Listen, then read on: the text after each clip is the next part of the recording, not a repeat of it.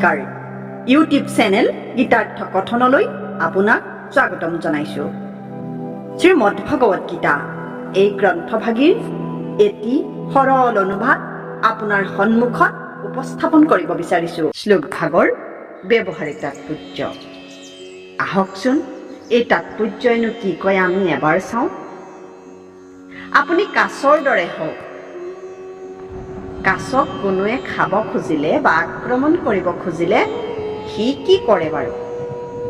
তাৰ মূৰটো, হাত আৰু ভৰিবোৰ চলঙৰ ভিতৰলৈ সুমুৱাই দিয়ে।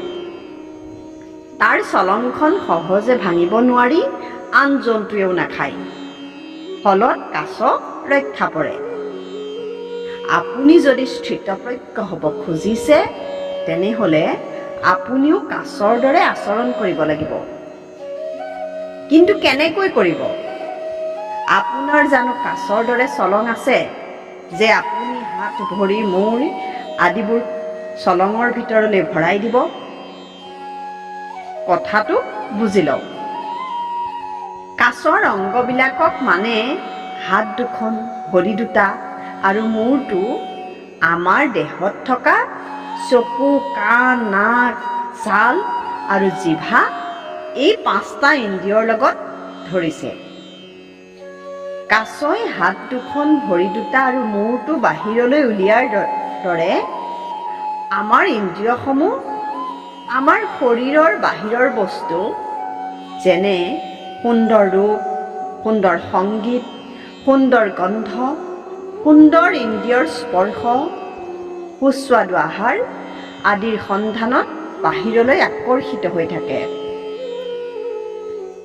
এই শ্লোক ভাগত থকা ইন্দ্ৰিয়ানিন্দ্ৰিয়াৰ্থিভ্য শব্দই ইন্দ্ৰিয়সমূহৰ পৰা অৰ্থাৎ ইন্দ্ৰিয়সমূহ আকৰ্ষিত হোৱা বিষয়সমূহৰ পৰা অৰ্থাৎ কাছই নিজৰ হাত ভৰিসমূহ বাহিৰৰ আক্ৰমণৰ পৰা আঁতৰাই অনা এই অৰ্থই প্ৰকাশ কৰিছে।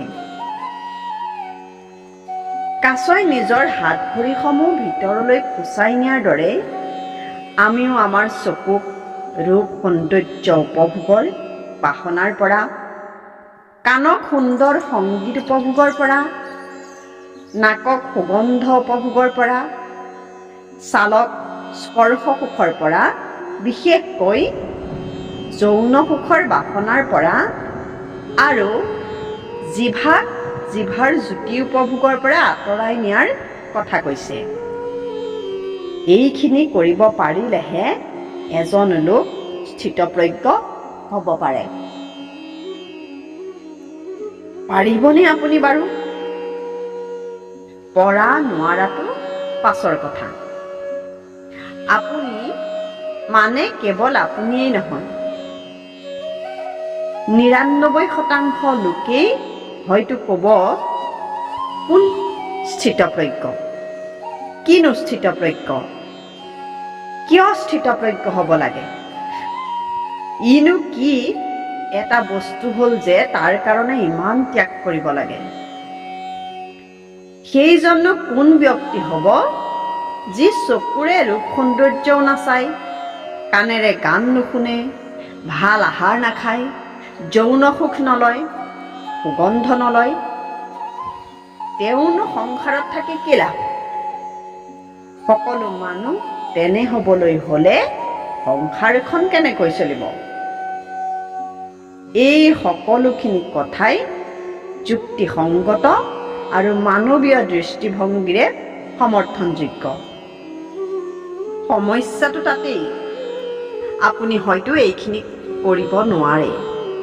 স্থিতপ্ৰজ্ঞ অৱস্থাও আপোনাক নালাগে। বাৰু আপুনি এইবোৰ সমৰ্থন নকৰে, নালাগে কৰিব। আপুনি আপোনাৰ স্থিতিতেই থাকক। তথাপি আমি আপোনাক এটা কথা ভাবি চাবলৈ কওঁ। কথাটো শুনকচোন। যোগশাস্ত্ৰত এবিধ বিশেষ মুদ্ৰা আছে। এই মুদ্ৰাৰ নাম খেচৰি মুদ্ৰা। আপুনি জানে যে ভেকুলীৰ জিভাখন ওলোটা, অৰ্থাৎ ইয়াৰ জিভাৰ আগটো ভিতৰ ফালে থাকে, গুৰিটোহে আগলৈ হনুৰ ওচৰত লাগি থাকে। এই ভেকুলীয়ে খেচৰি মুদ্ৰা কৰি ঠাণ্ডাৰ দিনত কেইবামাহো ধৰি ঠাণ্ডা নোপোৱা আৰামজনক ঠাই বিচাৰি লয় আৰু তাতে একো নোখোৱাকৈ বহুদিন ধৰি শুই থাকে। এই সময়ছোৱাত ইয়াৰ ভোক পিয়াহৰ কোনো অনুভৱ নহয়। কিনো এই খেচৰি মুদ্ৰা? এই মুদ্ৰাত অনুশীলনকাৰীয়ে ঠিক ভেকুলীৰ দৰে নিজৰ জিভাখন ওলোটাই ভিতৰলৈ ভৰাই দিয়ে। ভিতৰৰ খাদ্যনলীৰ এক বিশেষ অংশত জিভাখন লগাই দিলে যোগশাস্ত্ৰ মতে আমাৰ মগজুৰ ভিতৰৰ পৰা অহা এক বিশেষ অমৃতি ৰস এই জিভাত পৰি থাকে। এই ৰসৰ কথা বিজ্ঞানত আছে নে নাই আমি এতিয়ালৈকে জনা নাই। এই ৰসৰ ক্ষৰণ হৈ থকাৰ বাবে মানুহ জৰা ব্যাধিৰ দ্বাৰা কবলিত হয় বুলি যোগশাস্ত্ৰই বিশ্বাস কৰে। গতিকে এই মুদ্ৰা অনুশীলন কৰি যোগীসকলেও বহু বছৰ একো নোখোৱাকৈ অন্তৰৰ পৰাই আহৰণ কৰা এক বিশেষ অমৃতি ৰস পান কৰি থাকে বুলি ভবা হয়। সি যি কি নহওক, এটা কথা আমি সম্পূৰ্ণ সত্য বুলি বিশ্বাস কৰোঁ যে ঈশ্বৰ সত্য। আত্মাৰূপে তেওঁ সকলো জীৱৰ অন্তৰতে বসবাস কৰে। এই ঈশ্বৰৰ অৱস্থানেই পৰমানন্দৰ স্থান। অৰ্থাৎ পৰমানন্দ আছে আমাৰ অন্তৰৰ ভিতৰত, বাহিৰৰ ইন্দ্ৰিয়ৰ উপভোগত নাই। বাহিৰৰ উপভোগ উটে কাঁইট কামুৰি নিজৰ ভিতৰৰ পৰা ওলোৱা তেজৰ সোৱাদ নিজেই উপভোগ কৰাৰ দৰেহে। ইহঁত খন্তেকীয়া আৰু কেতিয়াও তৃপ্ত নোহোৱা ভোগহে। গতিকে এইবোৰ বাদ দি যেতিয়া আমি নিজৰ আত্মাত অৱস্থান ল'বগৈ পাৰিম, তেতিয়াই আমি পৰম আনন্দৰ অধিকাৰী হ'ব পাৰোঁ। বহুতৰ এই উপলব্ধি হৈছে। চেষ্টা কৰিলে আমিও নিশ্চয় পাৰিম। প্ৰজ্ঞা প্ৰতিষ্ঠিতজনেই পৰমানন্দৰ অধিকাৰী হয়। আপুনিও ভাবি চাওকচোন। গতিকে পিছৰ ভিডিঅ'সমূহ পাই থাকিবলৈ আমাৰ চেনেলটো ছাবস্ক্ৰাইব কৰি বেল বুটামটো টিপি থ'ব আৰু লাইক, কমেণ্ট, শ্বেয়াৰ কৰিবলৈ নাপাহৰিব। ধন্যবাদ।